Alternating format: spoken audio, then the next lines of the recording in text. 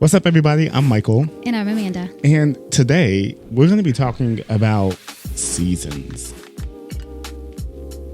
Many times people are not aware of the season they're in, and it affects their endurance. It affects their willingness to push through and persevere.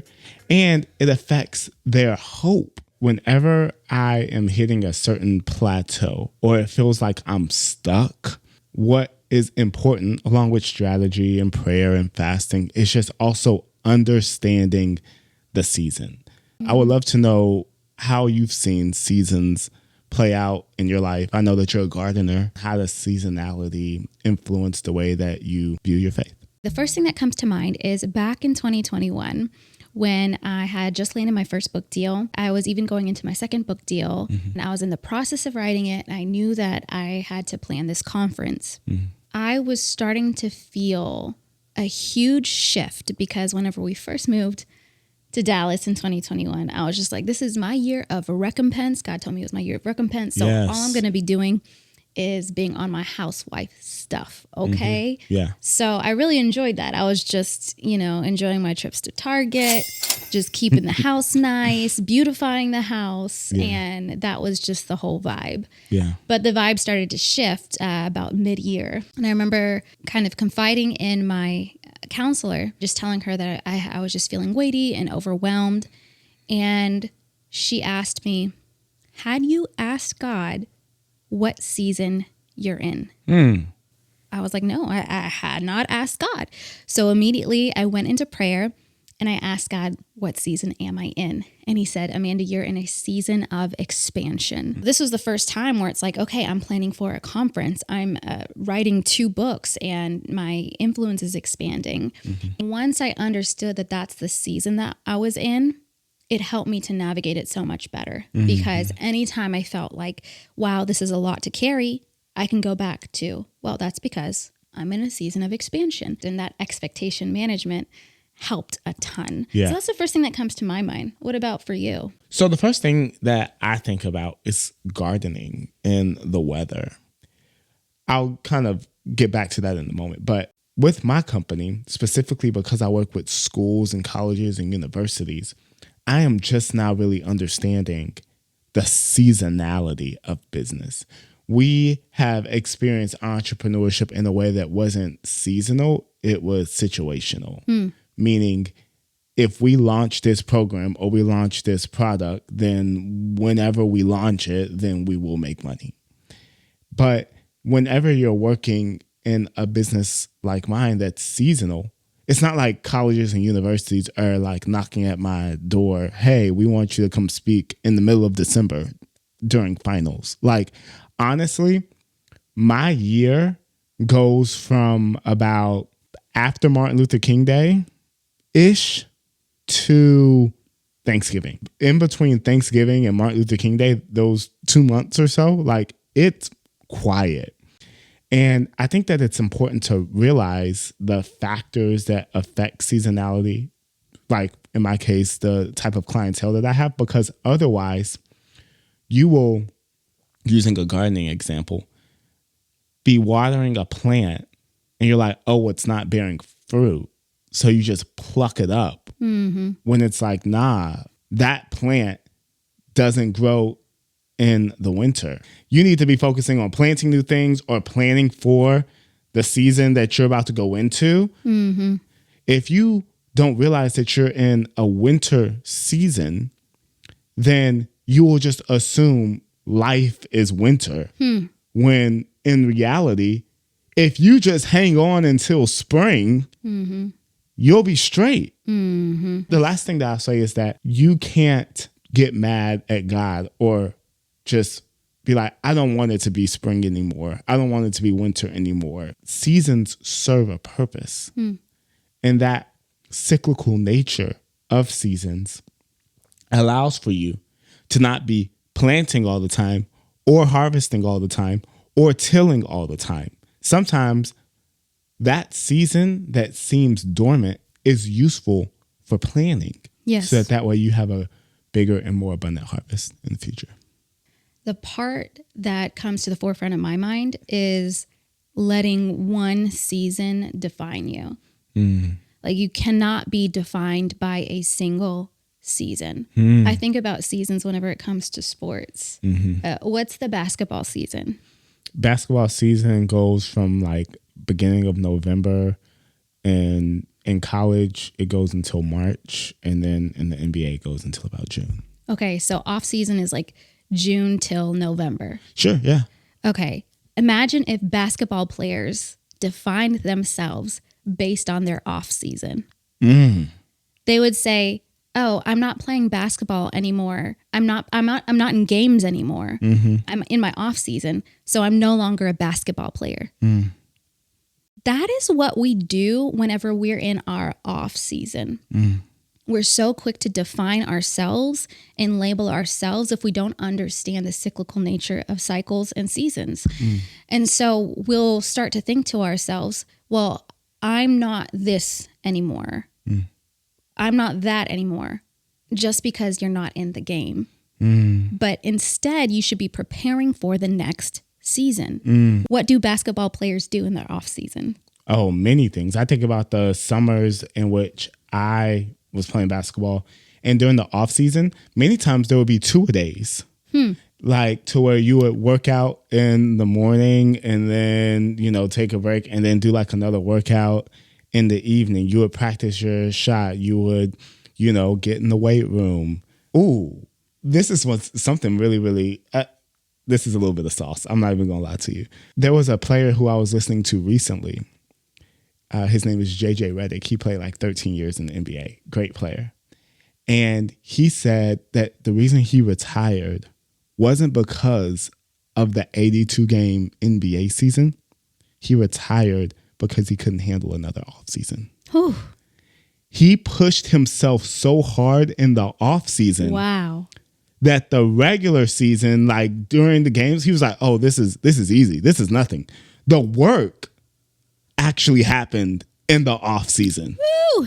I know. I was like, ooh, that's a little saucy. Got a little oil on it. No, but like that's a real thing. I would even say with basketball, football, or anything, if you wait until the season to get ready for the season, then people say, oh, you came into the season out of shape. Wow. You weren't ready. Wow. It's going to take you months to get back to where you should have started from.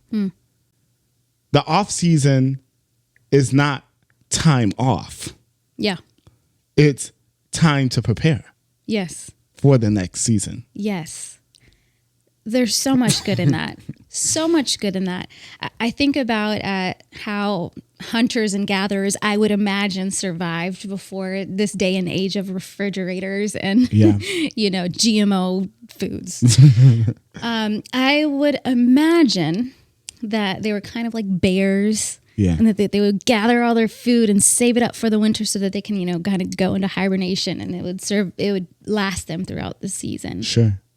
So it's kind of flip-flop with the season of the off season of basketball and the winter season of the 4 seasons. It's kind of flip-flop because if you think about the off season of basketball and the way that you put it, the off season is actually when you prepare and you do the hardest work. So I actually think of that as like a lot of the sowing of probably sowing and reaping.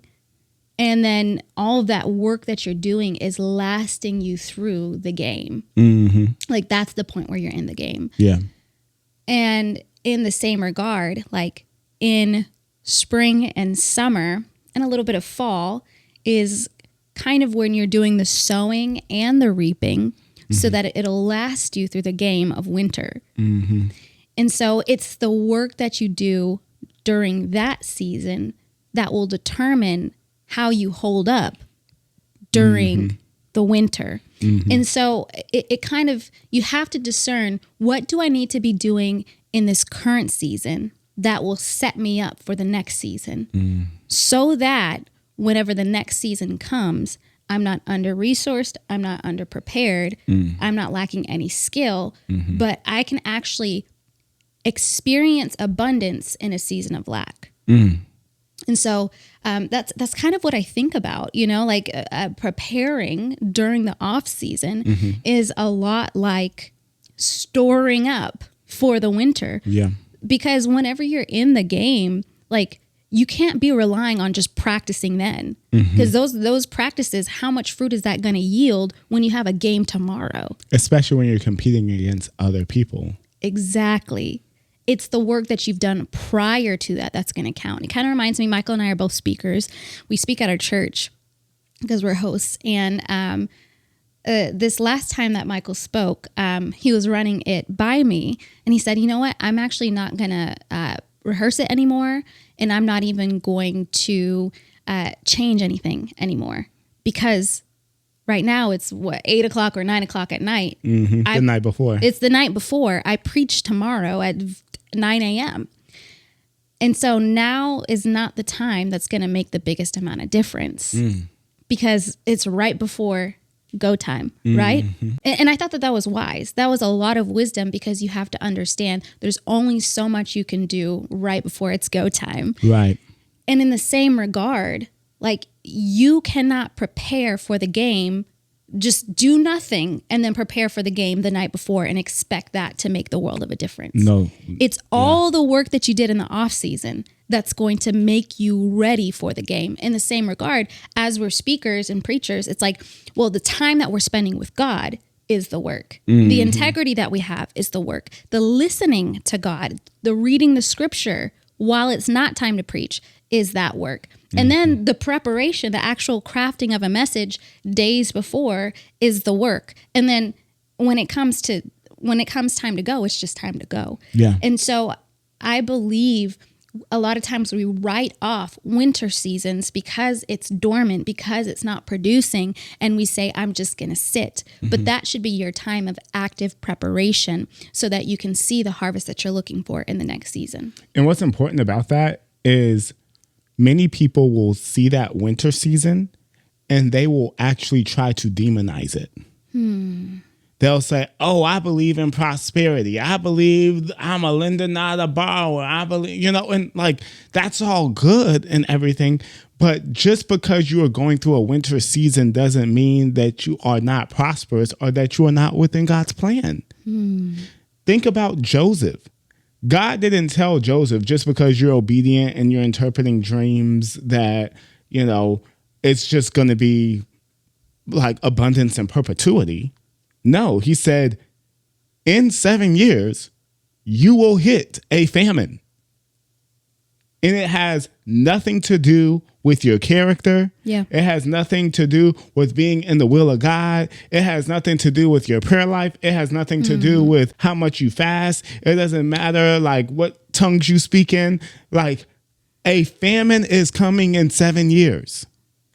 And you can try to theologize your way out of it, or you can just accept it and prepare. And when you prepare for it, then not only will you be able to survive through it, but you may be able to build wealth in it. Wow. Joseph did not give away Egypt's reserves. He sold it. Yep. And when people didn't have money, then he took their land.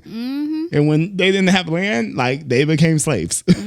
Joseph made it out great, even in famine, but it wasn't because of the abundance of the land.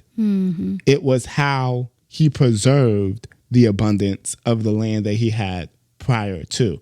I like read a stat one time or something that pretty much like 90% of the apples that you see in grocery stores are over a year old. Oh, wow. Yeah. Like it's crazy. I was like, what in the world? Wow. But that's just how it is. Like whenever you go to the grocery store, all the fruit that you are seeing in the store is not fruit that's in season. Yeah. But much of the fruit has been preserved. Some things are as simple as sowing and reaping. Yeah. Some things are as simple as sowing and reaping. And whenever you sow, you don't reap in the exact same season.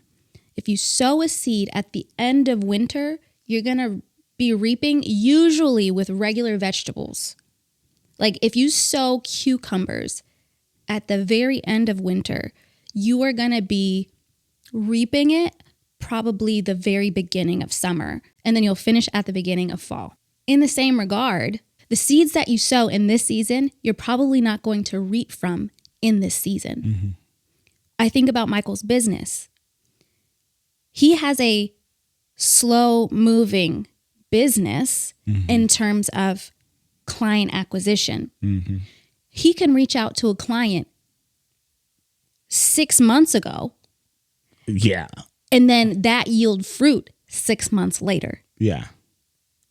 But had he not scattered his seed then, he wouldn't be reaping now. Mm. Some of the blessings that you're going to be reaping in this season is because you were faithful in last season. Mm. And you may be thinking to yourself, well, what am I even doing to deserve this? No, God saw your faithfulness in the last season. He's saying, well done. Now you get to reap the harvest in this season. Mm. You cannot be in your reaping season now and not be sowing seed for the future. Mm. There are certain plants, like for instance, lettuce. It will tell you on the back of the seed packet, sow at this time, and then once it starts sprouting, sow consecutively every other week so that you can have a continuous harvest. Mm. Certain seeds that you plant it once and you'll harvest throughout the harvesting season. But some of them, like lettuce, like kale, you have to consecutively sow in order to consecutively reap during that season. Mm. And so you have to consecutively sow seeds so that you can experience a harvest that you're looking for. Don't just reap the benefit of what you sowed then, but keep sowing now so you can reap tomorrow. Mm. It reminds me of the parable of the young virgins and their oil. Mm-hmm. Some of the virgins prepared enough oil for their journey, mm-hmm. while others didn't. Mm. The others came to the ones who had, and they said, hey, can we borrow some of your oil? We are not having enough. And they're saying, no, we prepared for this. We can't give it to you or we won't have enough. Mm-hmm. But in relation to this conversation, the moral of that story is you have to prepare in advance. And that preparation is going to last you through the next thing that you need it for. And so some things are as simple as sowing and reaping. And so you have to ask yourself, what am I sowing now that I can reap in the future? And what am I reaping now that I can look back and say, that's where I sowed it? Yeah, most definitely. And that's really encouraging because whenever you are in a season of sowing, when you don't see the harvest immediately and you get hungry, you can be tempted to say, man, I shouldn't have even sown. I am getting calls now for people to use my services in June or May because they met me at a conference in Cleveland that I went to mid-November. Mid-November was doggone near 90 days ago. And even the conversations we're having still won't come into full fruition for another about 90 days in May. But before those conversations even happened, it was like, man, should I have even gone to Cleveland? Was it even worth going? But the reality is that my business has seasons. And so the people, they saw me in November and they're like, oh, that's going to be great for our students next summer. Right now, we're about to go into Thanksgiving. Then there's finals. Then there's Christmas break. Then there's Martin Luther King Day. And then there's these reports that my clients normally have to do the first month of the year in January. And they're due February 1st. And so then it's like, okay, cool. Now we're ready to talk about your services. And if you out here not prepared with reserves, then you be feeling like, man, I shouldn't have sold that money. I shouldn't have sold that time, doing that. When in reality, if you don't sow, you're guaranteed to starve. And that hunger will be in perpetuity. You're going to have to pay the price of sowing at some point in time in order to eat. But don't let the delay in the harvest impact your views of sowing. Other than saying, okay, now that I know how long it takes to see a harvest, I need to be sowing as fast as possible and as much as possible now, yesterday, Absolutely. a week ago. And so I think that that's really important too, is to not allow the fruit and the timing of the fruit to affect your view of sowing. Because, growing lettuce, growing kale, yeah, you can sow at the end of winter and see at the beginning of summer. But growing an apple tree from seed, Yeah. that's a 3-year, 4-year, 5-year process. Yeah. Closer to 5. Closer to 5. And so the type of fruit that you are expecting to see is going to be congruent with oftentimes the amount of time it takes to see that fruit. When you have lettuce and kale and you plant at the end of winter, then you can see a harvest at the beginning of summer, right? Before that, actually. Before that. Yeah. But then once harvest time is over, then you pluck the ground of everything. But let's take something that takes a little bit longer to harvest, like an apple tree. Yeah, it may take 5 years. However, like that tree stands through multiple seasons. Yeah. And it's going to produce fruit continuously on its own without you having to plant even another seed. You just have it. And so I believe that in many ways, like, it's important to sow not just in things that can feed you in the meantime, but sow seeds in things that are going to have long-lasting generational ramifications. Yeah. Because those are going to be the things that you say, man, I sowed that 5 years ago and it took a long time, but now that the fruit is there, I don't have to worry about planting that or worrying about that again. It's straight harvest in the right season. Yes. What you're describing is the difference between an annual and a perennial. So an annual plant, an annual shrub, an annual seed, these are the types of things that will produce for a year. An example of annual vegetables are, your carrots, your potatoes, your cucumbers, tomatoes, all of your produce section, essentially, those are annuals. And so, like you said, after the growing season, those annuals are disposed of and you plant new seed. A perennial is usually a tree or a shrub that it will be fragile in its beginning state and it will require a lot of attention in its beginning state. But once it becomes this established shrub, this established tree or this established perennial, it'll lay dormant in the winter, but it will produce every season. Or it'll produce every other season. There are certain ones that produce every other season.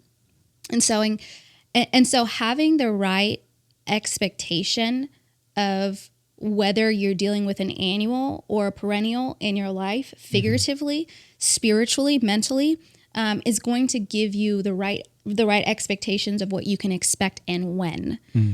So many times we're saying, oh, I'm in such a long waiting season, but in actuality, it's a growing season. And in that growing, you're laying deeper roots because this is a tree that's going to last not just in your lifetime, but beyond your lifetime. Yeah. But then there are certain things that will feed you in the immediate, the tomato plants, the beans, the cucumbers. Sure. And in those, I think when we're talking about business principles, you want to have your bread and butter, which are your trees, right? Your perennials that will last the test of time. But you're going to need some of those annual plants as well, so that you can have a side salad, right?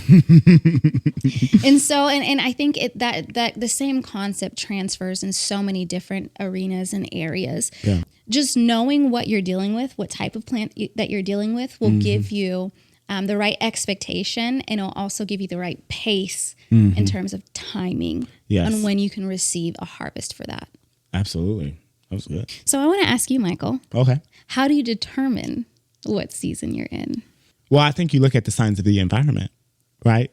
In the natural sense, you can tell that right now in Texas, we are in a season of winter because it was earlier this week, 23 degrees, ice all over the place, kids out of school. Wind chill feels like 17. Wind chill feels like 17. So it's pretty clear from an environmental standpoint that we are in a winter season. Now, a day like today was a little different. It was 60, 70 degrees outside, beautiful weather, took the kids to the park. And the kids were like, oh, it's spring now. They actually said it's summer. They said it's summer because they were hot. Yeah. And it's like, no, based on the calendar, it is still technically winter, but there are clear signs that spring is coming and spring is on the way. And so you look at the environment. Oh, well, what things am I gathering about the season? And based off of the information I'm gathering, what action steps do I need to take? So I think that it is being observant. It is by having conversations. It's by praying to the Lord to discern. Yeah.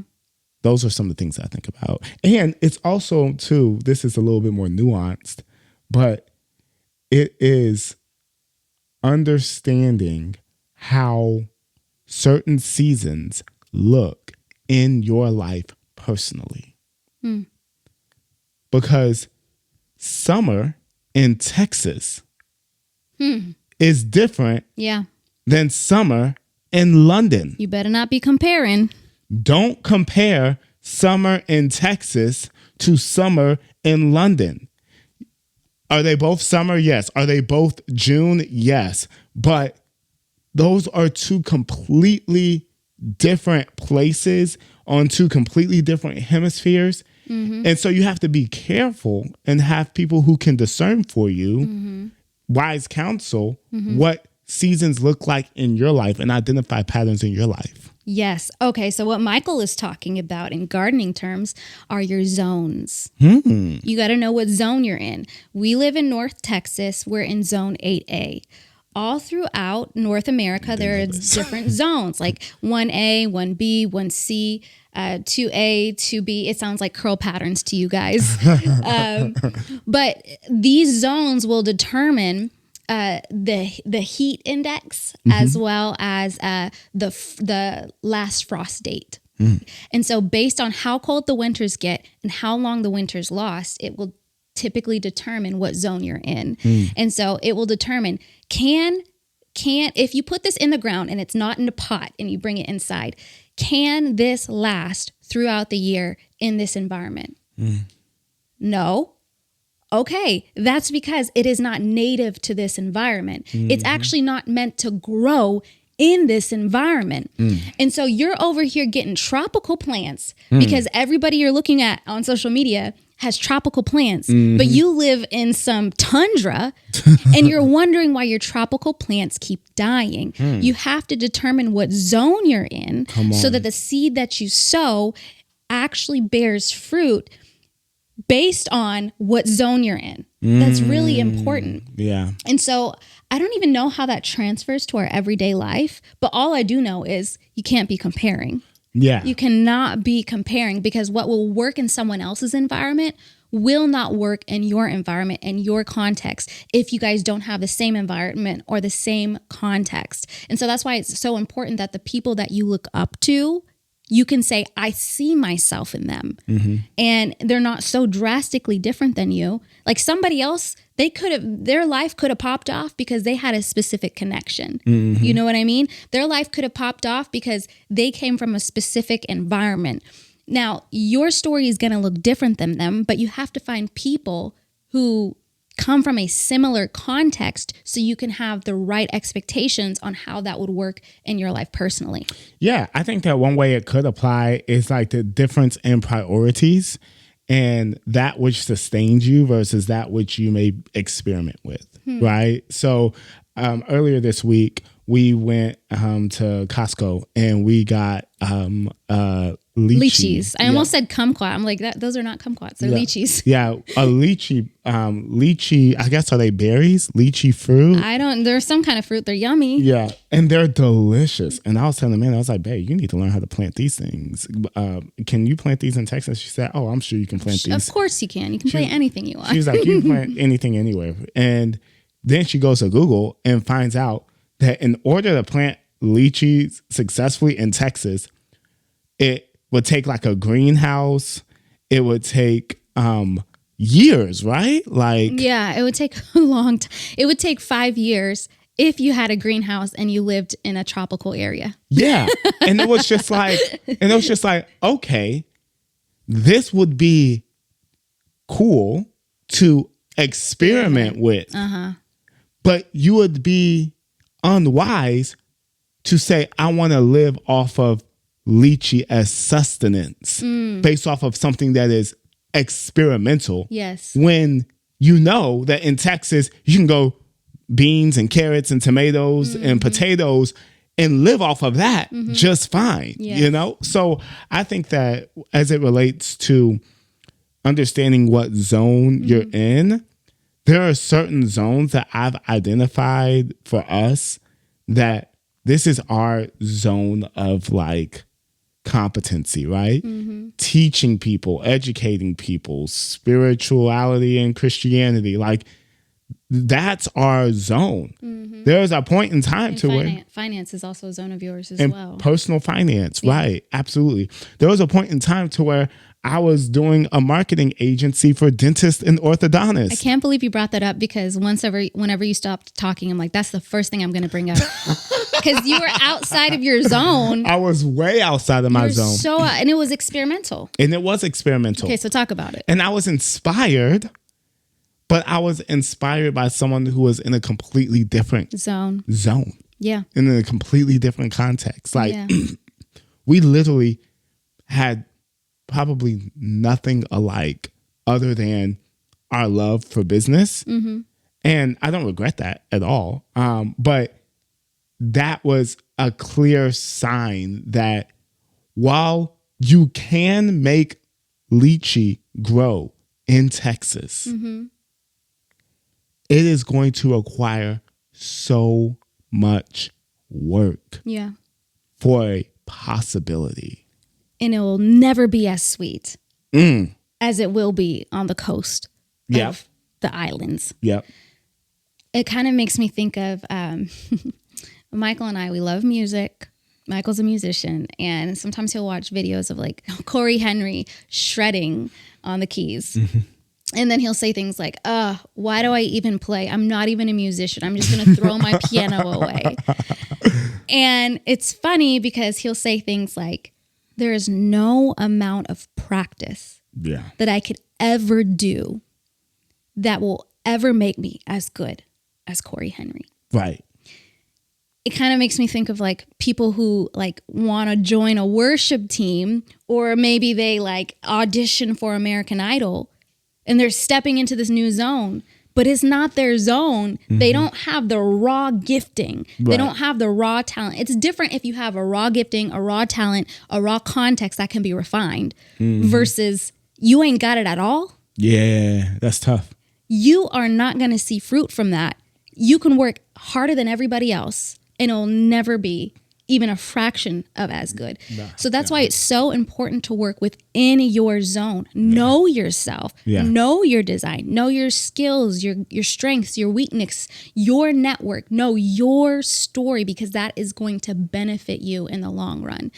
I know what I'm good at, okay? And I also am very, very, very familiar with what I'm horrible at. There are certain things I can work really hard to gain a competency in that I will never have the ability to gain a genius in because it's outside of my zone. So if you want to see the sweetest fruit, the snappiest peas, the most fresh tasting vegetables. Figure out what your zone is. Define your own design. Get very familiar with your own environment and your own context so you can plant what makes sense in your context and you can see and bear fruit that you're proud of. Absolutely. And what I would also say in addition to that is there may be some people who say, man, I am doing this and I am not seeing success in this. Should I quit? Maybe I am not in the right zone. I would say maybe so. But before you confirm that, make sure you're in the right season. Because seasons overpower zones. Yep. If your season is winter, you could be in the right zone, but planting in the wrong season, and you will think because I am not seeing fruit and I'm in this zone, this fruit is not conducive to grow in this environment. And it's just like, yes, it is in the right season. Absolutely. So that's why we're talking about seasons and seasonality, is because otherwise you would just quit every single thing you try to do. And then what may end up happening is when you do start something that happens to be in the right season, it works. And it's like by God's grace, it works. But the reality is that any of these things probably would have worked if they were done in the right season. Yeah. So that's really important. Knowing what season you're in, knowing what zone you're in. Mm-hmm. You figure those things out. I'll change your life if you let it. And also knowing what seed you're planting. Yeah. Because if you know what seed you're planting, you can have the right expectation of when it will yield fruit. Knowing whether it's an annual or a perennial. Yeah. Is this your bread and butter or is this your side salad? Yeah, most definitely. And there's like a variance of time, right? You look at somebody who kind of started in the same way or place or space that you started in, and it may take you, if you guys are doing the same things, a little bit shorter or a little bit longer, but you kind of have an idea, right? Like if you're starting a business and you don't have any money and you're comparing yourself to someone who's starting a business and they have parents who are multimillionaires that give them, $100,000 to start off with, like you're going to assume that something is wrong with you when there's nothing. But if you and someone else, a friend, an accountability partner, a buddy or whatever, y'all are starting at the same place and you're going and there's a huge variance in the results, then that is something then that needs to be examined. One of the people I think about is like Jamal, and Jamal has certain characteristics that are very similar to us. We kind of start off the same way and he's much further ahead, but I can see the season that we're in now in our business. And I'm like, oh yeah, this reminds me of Jamal's season in 2020, in spring of 2020. And so I'm like, oh, okay, cool. This is where he was in spring of 2020. This looks like where we were now. This is the things that he's saying to me. And I know that our seasons are similar because I'm now thinking these same things that he was saying to me. Yeah. Now, back then, and then this is what happened. And then this is what happened. And so now I'm just going to be in expectation. That's so good. That like this is on the way for me because I recognize patterns. And that's what seasons are. Patterns. Seasons are cyclical patterns that help you navigate and understand life. Understanding the season you're in could keep you really encouraged. Yeah, I love that. And what that touches on is having the right community, having the right friends and mentors around you to keep you grounded when you're not yielding yet and keep you encouraged. I mean, I have friends in my life to where it's like, man, I see a massive call on your life and I'm starting to see fruit bud And I have to tell you, keep going, keep going, keep going. And I can reference, I remember this, I remember that. And that is encouraging them in the same way that we have people who are further along than us, who they're telling us, keep going, this is going to work, that's going to work, you know? But without that community, without those people speaking into our lives, or without us being able to speak into other people's lives, without those friends and connections, it could be really lonely and discouraging. Yeah. And it could even tempt you to uproot when all you needed to do was keep waiting and watering. Waiting, watering, and learning, right? Yes. Because sometimes you don't have the luxury of people who are ahead of you that you have close proximity with. Yeah. But like, can you imagine where your gardening journey would be without YouTube and Google? I can't imagine. Like, I just rely on YouTube and Pinterest and Google. like imagine your disposition around gardening and how discouraged you would feel about aphids if you didn't know what aphids we even were. What are these little black things? Yeah, you know, there are also ways to learn from other people's stories who are in other people's experiences who you're not around. Yes. That can create community for you. Now, I feel obviously like, you know, friends and close community is better, but like, you can start with someone today. Yes. On the internet. Yeah. That you could see yourself in. Yeah. And that's a big reason why Michael and I even feel called to share on YouTube and talk with you guys and encourage you guys. Even whenever we started YouTube years ago in college, it came from a place of burden of feeling like, man, we don't have anyone else around us that we feel like we can fully look up to whenever it comes to dating God's way. I'm sure that there are other people who feel lonely. Let's make videos. And in the same regard, like, we just feel such a sense of obligation and responsibility to you all, because we know what it feels like to have questions and feel alone. And we just want to be a resource for you. And so that's a big motivation for us here. And so if we're those people for you, like, praise God. I just want to keep encouraging you to keep going. Yeah. In closing, what would you say to someone who is walking through a fruitless season? They don't know if it's their zone. They don't know if it's an annual or perennial. They don't know if they planted the right seed. And all they need to know is, what do I do next? What would you say to them? Honestly, I would talk to like a really good pastor or therapist. Like, you need someone from the outside looking in to speak to your situation objectively.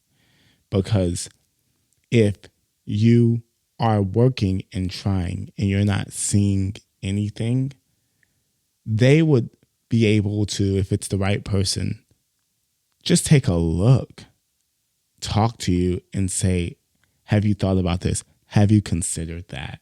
They may look at your situation also and say, sounds like you're doing everything right. Keep going.